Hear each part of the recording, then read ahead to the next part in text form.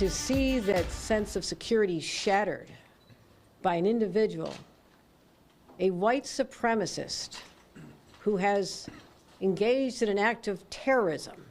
This was pure evil.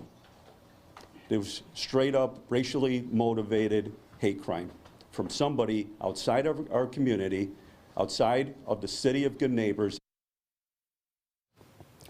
Good evening to you. Buffalo is in mourning tonight after a gunman opened fire at the Tops supermarket on Jefferson Avenue. 10 people were shot and killed. 3 were taken to the hospital with gunshot wounds. 4 employees were shot. 1 died. That was Aaron Salter, a former Buffalo police lieutenant who was working security. We've also confirmed that Ruth Whitfield, the mother of former Buffalo Fire Commissioner Garnell Whitfield, also died in that mass shooting. This is video of the scene earlier today. You can see several first responders rushing to the scene. The shooting happened around 2:30 this afternoon.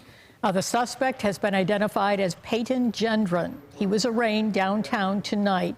Gendron is 18 years old. He is from Conklin, New York, which is near Binghamton. News 4's Marley Tuscas has been on the scene all afternoon and evening for us. She joins us now. Marley.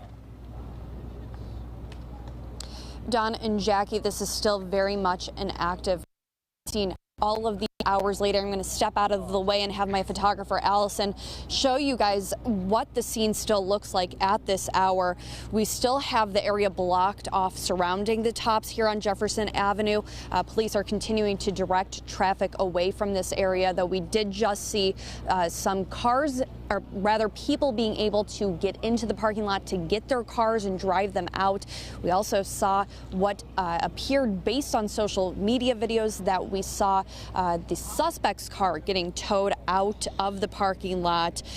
People have also started a candlelight vigil across the street from the Tops. Just even in the past hour, the amount of candles and cards and flowers has really just grown.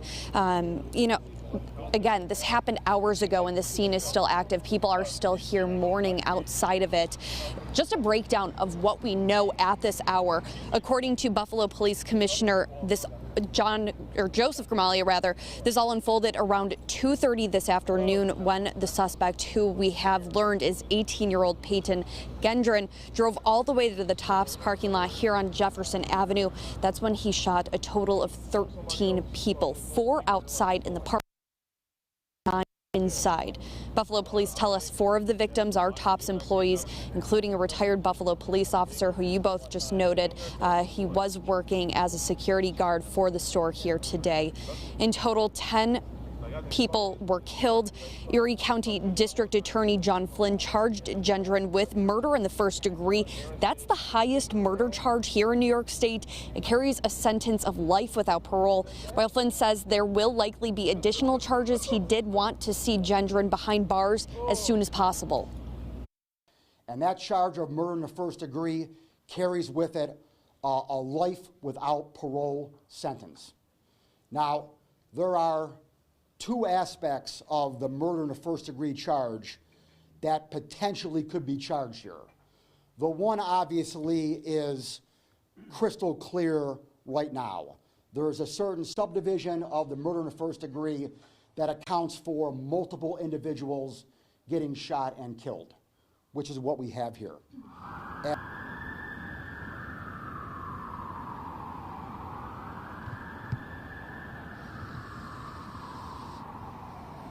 And New York State Hate Crime Task Force. Although officials would not get into detail of what evidence they have that makes this a hate crime, Commissioner Gramaglia says 11 of the victims were black while 2 were white. Now, Governor Kathy Hochul did not mince words earlier when we heard from her. She says that this is a hate crime. She's calling Gendron a white supremacist. She said this is an act of domestic terrorism. She was the one that directed the state's hate crime task force into investigating this. We did just hear a soundbite from John Flynn, who talked about the 2 aspects of the first-degree murder charge. The second aspect of that would include racially motivated or hate crime aspect. So we will await to hear if those charges will be added.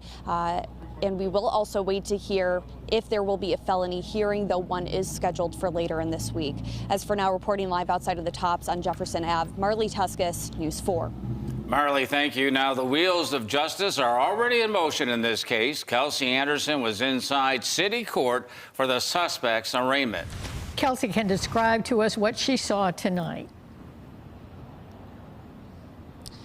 Don, Jackie, that arraignment started around 7:35 tonight, 5 hours after those shots rang out at the Tops in downtown Buffalo. We know the suspected gunman. His name is Peyton Gendron. Now, as we walked in, the media, into that courtroom tonight around 7:30, that suspected gunman did not turn around to even look at us. He was staring straight ahead. He was wearing a white face mask and a white paper gown, similar to something you would put on at a doctor's office.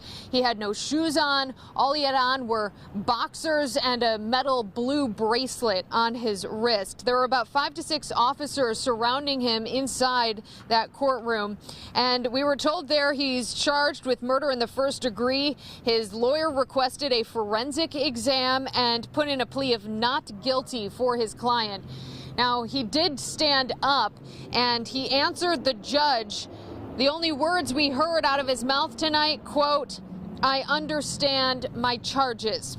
He was remanded without bail, and the case is now going to a grand jury. Now, after he was walked out, his lawyer came up to us, told us he had no comment at the moment, said maybe in the future he would have a comment. We asked if further charges could be filed. He said as of right now, his client is charged with 1 count of first-degree murder, implying maybe other charges could be coming. Now, I do want to say he was appointed as his lawyer by the courts. Now, the DA's office gave us an update tonight saying Gendron is scheduled to return on Thursday at 9:30 for a felony hearing. And Don, Jackie, a lot of people asking, why would he be in that white gown that is paper?